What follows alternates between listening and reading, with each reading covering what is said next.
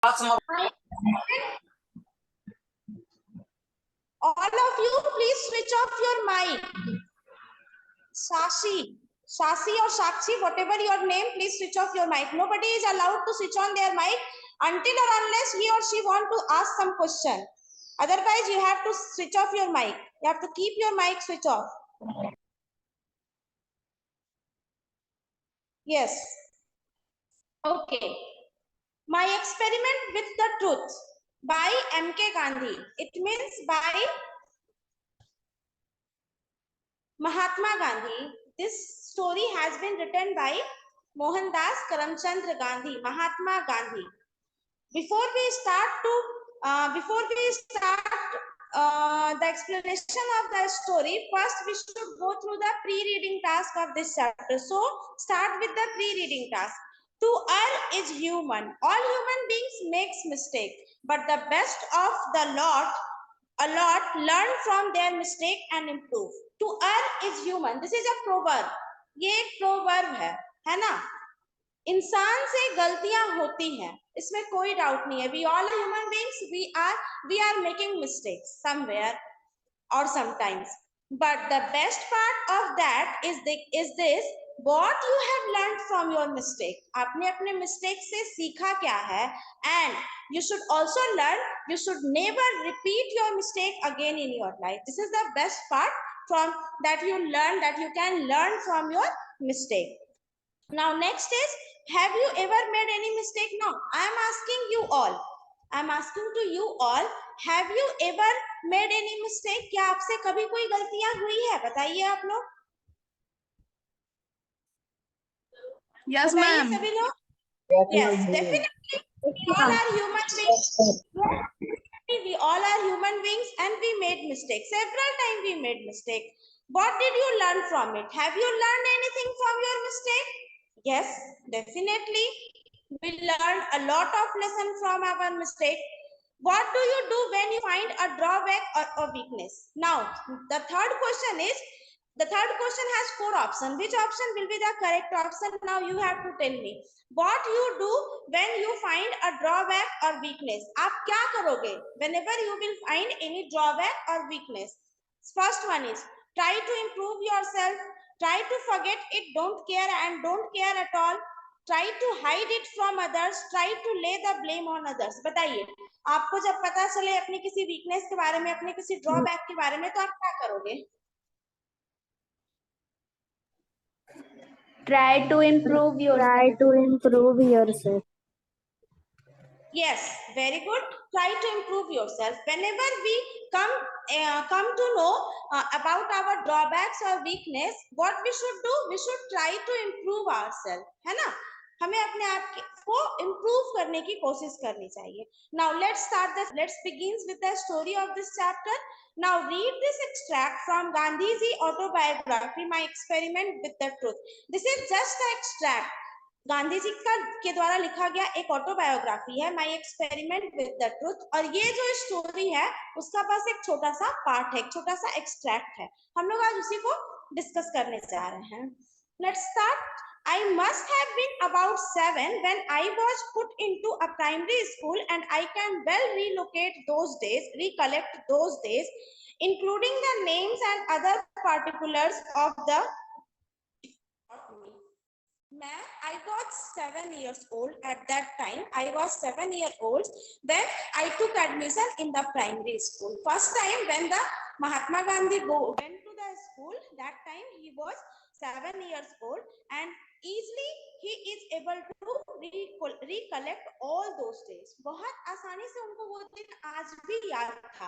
सारे मेमोरीज को वो रिकलेक्ट कर पा रहे थे, इंक्लूडिंग द नेम. यहाँ तक कि उस टीचर का, सभी टीचर्स का नेम भी उनको याद था जिन्होंने उनको पढ़ाया था. I do not remember having even told a lie. वो क्या बोलते हैं कि मुझे जहां तक याद है कि मैंने कभी भी कुछ नहीं बोला. I never told a lie. Either to my teacher or to my schoolmate. किसी से भी नहीं, ना ही अपने टीचर से और ना ही अपने किसी स्कूलमेट से. I used to be very shy and avoided all company. मैं बहुत शर्मीला हुआ करता था और सभी कंपनी को, यानी सभी दोस्त वगैरह को मैं इग्नोर किया करता था। मेरे कोई दोस्त नहीं थे, मैं बहुत शर्मीला था, तो मैं किसी से जल्दी दोस्ती नहीं कर पाता था। My book and my lessons were my soul companion. Who was the soul companion of Mahatma Gandhi at that time then? If he has no friend, then who was the sole companion of Mahatma Gandhi? Definitely his book and his lesson. The main soul, the sole companion of Mahatma Gandhi at that time, when he was 7 years old or when he was a child, then the best friend of him was his book and his lesson. To be at school at the stroke of the hour and to run back home as soon as the school closed, that was my daily habit. The daily habit of Mahatma Gandhi of that time was to run to the school when time is about to open the school, and after the school dispersal he get back to the home early. बस दो ही काम था उनका, जैसे ही school का time हो जल्दी से दौड़ के स्कूल पहुंच जाए, और जैसे ही स्कूल का टाइम खत्म हो, डिस्पर्सल का टाइम हो स्कूल से, फट से दौड़ करके घर आ जाए। This is the daily habit of Mahatma Gandhi. यहाँ तक आप लोगों को अच्छे से समझ में आया? बताइए। Yes, ma'am. Yes, ma'am. Yes, ma'am. Yes, ma'am. Ma'am. आपको क्या करना है, एक पेंसिल लेकर आप लोग बैठिए, और पेंसिल में जहां भी आपको दिख रहा है कि टफ वर्ड है उसको अंडरलाइन करते जाइए। जैसे इस पैराग्राफ में कंपेनियन वर्ड कहीं मुझे दिखा था, कंपेनियन, उसको अंडरलाइन करिए आप लोग। और भी जो वर्ड आपको दिख रहा है कि टफ है उसको अंडरलाइन कर लीजिए, अवॉइडेड, कंपेनियन, और जो भी वर्ड आपको दिख रहा है रिकलेक्ट, उसका अंडरलाइन कर सकते हैं। Now let's proceed forward towards the second paragraph. Two incidents belonging to this period have always clung to my memory. उस टाइम उनके लाइफ में ऐसी दो घटनाएं हुई, दो इंसिडेंट हुई जो हमेशा के लिए उनके दिमाग में बस गई, दिमाग में उनके हमेशा के लिए बैठ गई। एज अ रूल, यस बोलिए।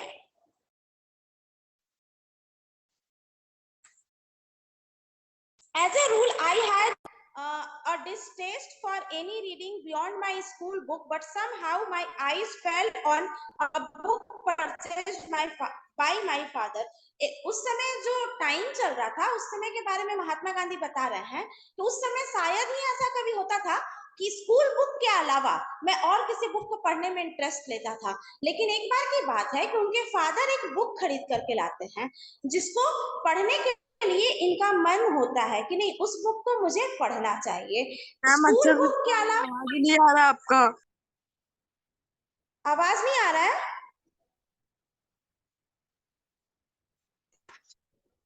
Everyone, am I audible to everyone clearly?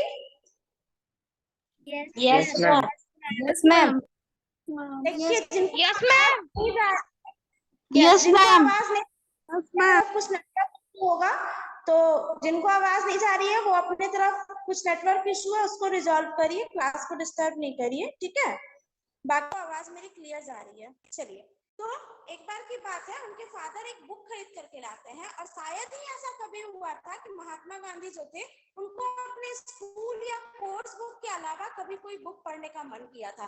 But this time उनका बुक ये पढ़ने का मन किया था जो उनके फादर खरीद करके लाए थे। इट वॉज सर्वन पितृ भक्ति नाटक, a play about Shravan devotion to his parent. और वो जो बुक था जो उनके फादर खरीद कर लाए थे वो क्या था? वो था एक सर्वन पितृ भक्ति नाटक था, जो कि श्रवण कुमार जो बहुत ज्यादा डिवोटी थे अपने पेरेंट्स को लेके, सब लोग हम लोग उनके बारे में जानते हैं, जिनके बारे में इधर बगल में एक पिक्चर में दिख भी रहा है, जो अपने पिताजी और माताजी को अपने कांधे पर बिठा के हर जगह ले जाते थे। उनका इतना ज्यादा लेवल का डिवोशन था अपने पेरेंट्स के प्रति। तो इस बुक को देख करके महात्मा गांधी को इस बुक को पढ़ने का मन हुआ था। I read it with intense interest, और ना सिर्फ उन्होंने इस बुक को केवल पढ़ा बल्कि एकदम डीप इंटरेस्ट के साथ पढ़ा।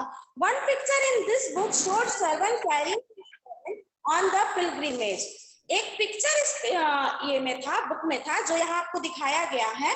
इसमें दिखाया गया है कि सरवन किस तरह से अपने कांधे पर बिठा करके अपने पेरेंट्स को, दो मम्मी और पापा दोनों को ले जा करके तीर्थ यात्रा पे किस तरह से अपने कांधे पर बैठा के ले जा रहा है। Pilgrimage, underline the word pilgrimage. Pilgrimage का मतलब होता है तीर्थ यात्रा, किसी जर्नी पे, a journey of a holy place, किसी होली प्लेस का जर्नी, जिसको हम लोग हिंदी में तीर्थ यात्रा बोलते हैं।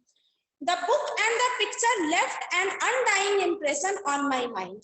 महात्मा गांधी बोल रहे हैं कि इस बुक को पढ़ने के बाद इसका स्टोरी और वो जो पिक्चर था उसमें सरवन अपने माता पिता को अपने कांधे पे बैठा करके ले जा रहे हैं, ये पिक्चर और ये स्टोरी महात्मा गांधी के दिमाग पर नहीं खत्म होने वाली, नहीं मिटने वाली एक मेमोरी बनकर हमेशा के लिए उनके माइंड में रह गई।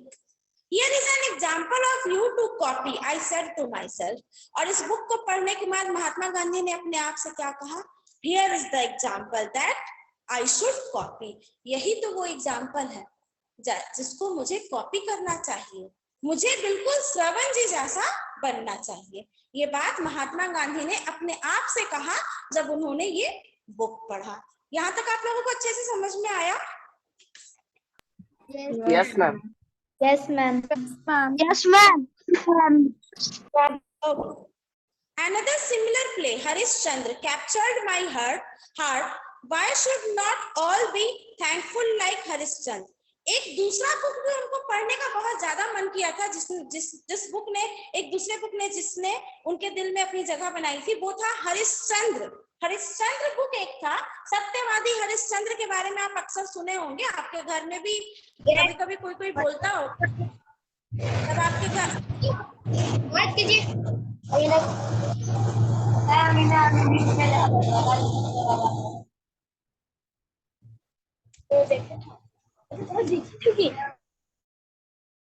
सारा काम माइक ऑन करके आप लोगों को करना होता है। चलिए, हरिश्चंद्र नाम का एक बुक है जो कि पढ़ करके महात्मा गांधी जो थे उसको बहुत, मतलब उस बुक से अटैचमेंट हो गया था, जिन्होंने उनके दिल में जगह बना ली थी, और उन्होंने इस बुक को पढ़ के कहा था, why should not all be thankful like Harishchandra, truthful like Harishchandra. क्यों सब हरिश्चंद्र की तरह ट्रूथफुल नहीं होते हैं, क्यों हरिश्चंद्र की तरह सब सच नहीं बोलते हैं? एवरीवन शुड फॉलो हिम, उनका ये कहना था। To follow truth and to go through all orders Harishchandra went through was the one ideal it inspired in me. सारे, मतलब उनके सारे ट्रुथ्स को जान करके और उनके सारे बुक को अच्छे से पढ़ करके, उनके पेनफुल एक्सपीरियंस को समझ करके भी हरिश्चंद्र जो थे हमेशा सच बोले, और यही चीज जो था वो महात्मा गांधी को बहुत अंदर तक मोटिवेट कर दिया, और वो इस बात से फिर इंस्पायर्ड हो गया that I should never tell a lie in my life, मुझे कभी भी झूठ नहीं बोलना चाहिए, बिल्कुल राजा हरिश्चंद्र की तरह मुझे होना चाहिए और हमेशा ट्रुथ बोलना चाहिए। There was another such incident during the time when I was in 7th standard. इसी तरह का एक और इंसिडेंट महात्मा गांधी के साथ हुआ था जब वो 7th स्टैंडर्ड में थे, तब उनके लाइफ में एक घटना घटी थी। वो घटना क्या थी, चलिए हम लोग देखते हैं। Dorabji Gimi, the headmaster, was very popular among the boys as he was a disciplinarian, a man of method and a good teacher. Dorabji gimme जो थे वो हेडमास्टर थे जब उसी स्कूल के जिसमें महात्मा गांधी जी पढ़ते थे। वो एक बहुत ही स्ट्रिक्ट डिसिप्लिन वाले इंसान थे और साथ ही साथ वो एक बहुत अच्छे टीचर भी थे। He was a very good teacher. He had made gymnastics and cricket compulsory and I disliked both. उन्होंने क्या किया था अपने स्कूल में, जब वो प्रिंसिपल थे तो उन्होंने अपने स्कूल में जिम्नास्ट को और क्रिकेट को, ये दो गेम को कंपलसरी कर दिया था, कंपलसरी फॉर ऑल स्टूडेंट। और महात्मा गांधी को ये दोनों ही चीजें पसंद नहीं थी। I never took part in any exercise before they were made compulsory. Mahatma Gandhi अपने बारे में बताते हैं कि मैं कभी भी किसी एक्सरसाइज में पार्ट नहीं लेता था तब तक पार्ट नहीं लेता था जब तक उस चीज को कंपलसरी नहीं बना दिया जाता था।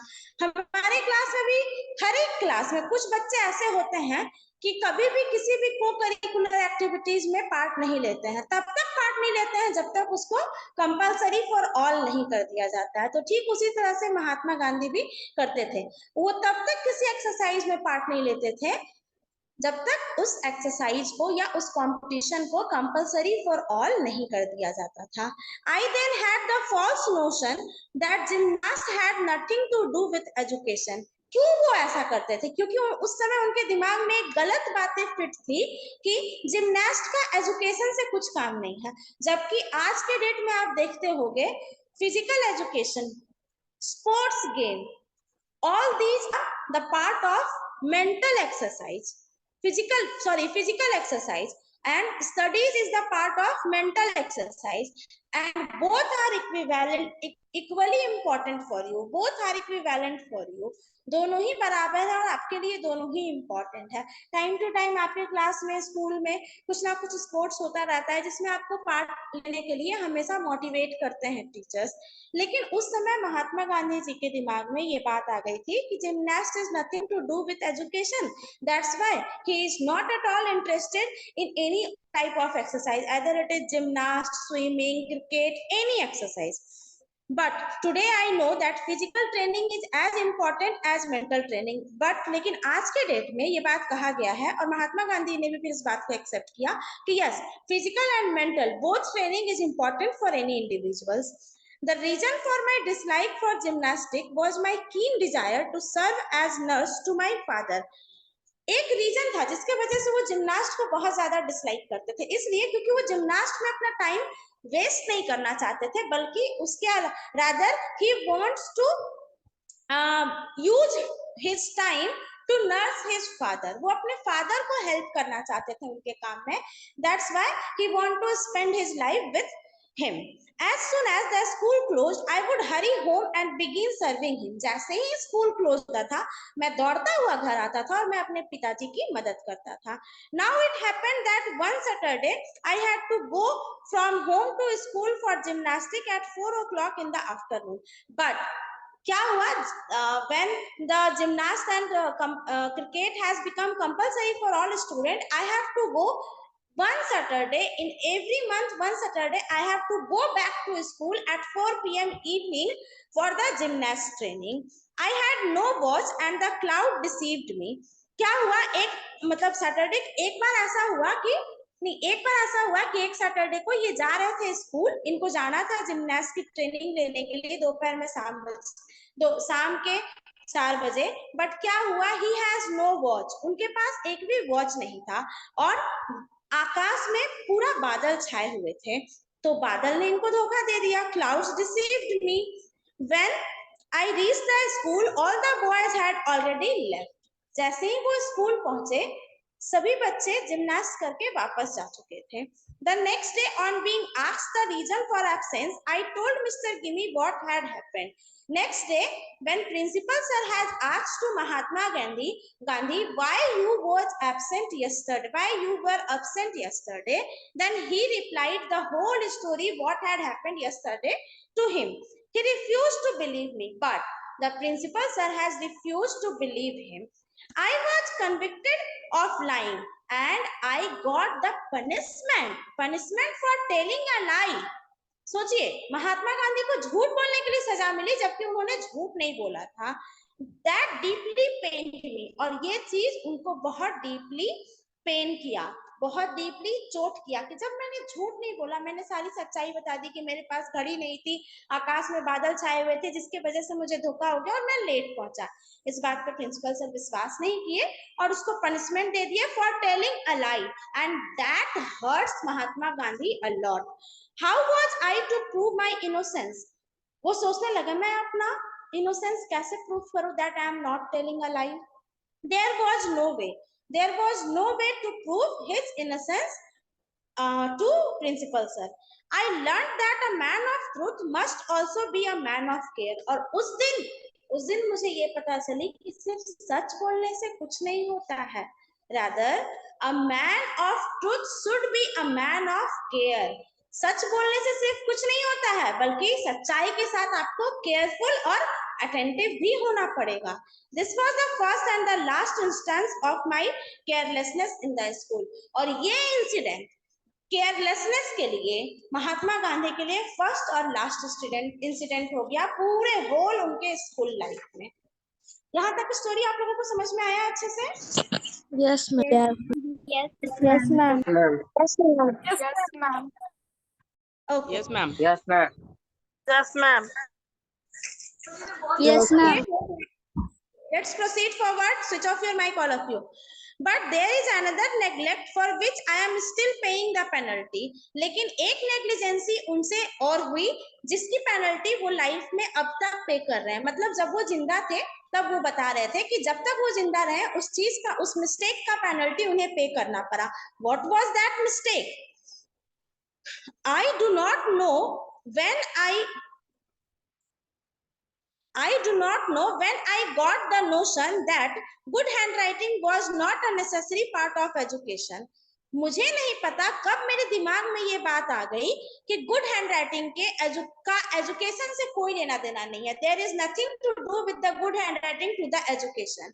Actually, this is a necessary part of the education, but there was a false notion came in the mind of Mahatma Gandhi that good handwriting is nothing to do with the education. But I retained it until I went to England. लेकिन मुझे अपनी गलती का पछतावा हुआ, मुझे अपनी गलती का एहसास हुआ कब हुआ? जब मैं इंग्लैंड गया। When later, especially in South Africa, और उसके बाद दोबारा हुआ जब मैं दोबारा साउथ अफ्रीका गया। I saw the beautiful handwriting of lawyer and young man. उन्होंने एक लॉयर का और एक यंग मैन का बहुत ही ब्यूटीफुल हैंडराइटिंग देखा। I was ashamed of myself and repented of my neglect. उन्हें अपनी हैंडराइटिंग देख करके शर्म आ गई उन दोनों की हैंडराइटिंग के सामने, और उन्हें अपनी गलती का यहाँ पे एहसास हुआ, पछतावा हुआ। I saw that bad handwriting was regarded as a sign of imperfect education. मैंने अक्सर ये देखा है कि bad handwriting को एक सिंबल मिल जाता है that if you have a bad handwriting, then there is a sign of everyone's mind came that you are not good in your studies. किसी के भी बैड हैंडराइटिंग को देख के किसी का फर्स्ट इंप्रेशन जो माइंड में बनता है वो यही बनता है कि नहीं हो सकता ये बच्चा पढ़ने में अच्छा नहीं होगा।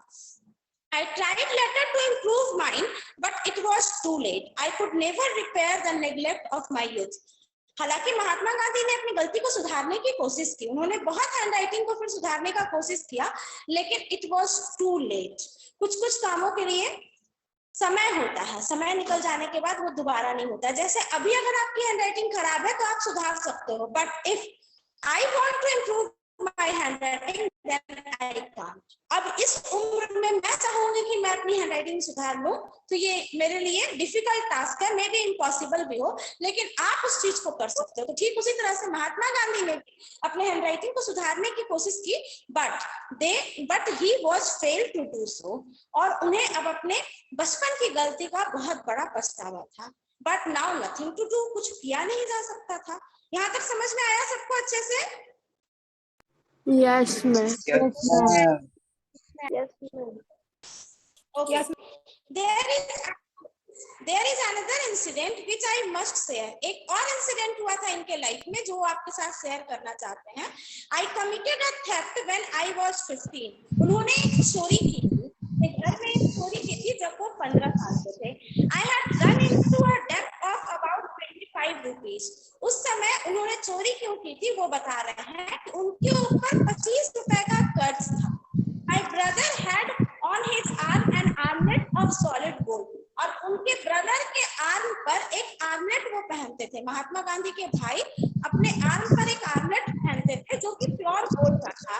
I stole a bit of gold out of it and the debt was cleared. मैंने उस आर्मलेट से छोटा सा सोना का टुकड़ा चुरा लिया और उससे मेरा कर्ज जो था वो क्लियर हो गया। My debt was cleared. But this became more than I could bear. लेकिन इसका जो परिणाम हुआ मैं उसे बेयर नहीं कर पा रहा था, मतलब ये मुझसे बर्दाश्त ही नहीं हो रहा था कि मैंने चोरी की है, मैंने गलत काम किया है। I resolve never to steal again. उस दिन मैंने रिजोल्यूशन लिया, प्रतिज्ञा लिया कि मैं जिंदगी में कभी दोबारा चोरी नहीं करूंगा। I also made up my mind to confess it to my father, और मैंने अपना माइंड में भी मेकअप किया कि मैं इसे अपने फादर के साथ शेयर करूंगा और अपने फादर को बताऊंगा कि मैंने ये क्राइम किया है। But I did not dare to speak, लेकिन मेरे पास बोलने की हिम्मत नहीं थी। Not that I was afraid of my father beating me, I was afraid of that pain that I should cause him. इसलिए नहीं कि मेरे फादर ये बात सुनकर मुझे डांटेंगे, बल्कि इसलिए कि ये बात को सुनकर मेरे पिताजी को दुख कितना होगा, ये सोच करके मुझे हिम्मत नहीं हो रही थी उनको ये बताने की। I decided at last to write out the confession. In this note not did I confess my guilt, but I also asked adequate punishment for it. फिर मैंने डिसाइड किया कि मैं ना, अब तो मैं बोल नहीं सकता, तो मैं एक नोट में इसको लिख, अपने कन्फेशन को लिख करके पिताजी को बताऊंगा। और ना सिर्फ मैंने अपना कन्फेशन लेटर लिखा, बल्कि उसमें मैंने पिताजी से ये भी कहा कि I deserve a punishment, so please punish me. I also promised never to steal in future. साथ ही साथ मैंने उनसे ये प्रॉमिस किया कि मैं फ्यूचर में कभी भी चोरी नहीं करूंगा। With trembling hands, I handed the confession to my father. और कांपते हुए हाथों से मैंने अपने confession letter को अपने फादर को दे दिया। He read it and pearl drop trickled down his cheeks, wetting the paper. उन्होंने उस लेटर को पढ़ा और उनकी आंखों से आंसू की एक मोती पेपर पर गिरी जो मेरे पेपर को भिगा रही थी। Those pearl drop of love cleansed my heart and washed my sin away. वो जो पिताजी की आंखों से आंसू गिरा वो उनका प्यार था जिसने मेरे सारे क्राइम को धो दिया। A clean confession combined with a promise never to commit the sin again is the purest type of repentance. और गांधी जी बताते हैं कि एक क्लीन कन्फेशन, एक सच्चाई भरा लेटर जिसमें आपने अपनी गलती को स्वेच्छा से स्वीकार किया हो, तो वैसा गलती जो होता है उससे ज्यादा प्योर, मतलब कि रिपेंटेंस और कुछ नहीं हो सकता है, उसका माफीनामा उससे ज्यादा प्योर नहीं हो सकता है कि आपने उसे दिल से अपना लिया है और दिल से एक्सेप्ट किया है और दोबारा उसे कभी नहीं रिपीट करने का प्रॉमिस किया है। This incident for me was lesson of अहिंसा, और उसी दिन से ये इंसिडेंट मेरे लाइफ का एक इम्पोर्टेंट लेसन बन गया, दैट इज कॉल्ड अहिंसा, जो कि हमेशा गांधी जी ने फॉलो किया है। स्टोरी सबको अच्छे से समझ में आया? बताइए आप लोग। Yes, ma'am. Yes, ma'am. Yes, ma'am. Okay, so that's it for today's class. Again, we will meet in the next class and we'll do some next chapter or next poem or anything else. देखिए क्या करते हैं फिर हम लोग। Yes, और ma'am. जितना question answer है वो ऑफलाइन क्लास में करेंगे, क्योंकि ऑनलाइन क्लास में आपको भी देखने में प्रॉब्लम होगी, इसलिए अभी हम लोग ऑनलाइन क्लास में सिर्फ चैप्टर डिस्कस करने का काम करेंगे। Okay, that's it for today's class. Thank you and have a nice day. Bye, ma'am. Bye, ma'am. Bye, ma'am.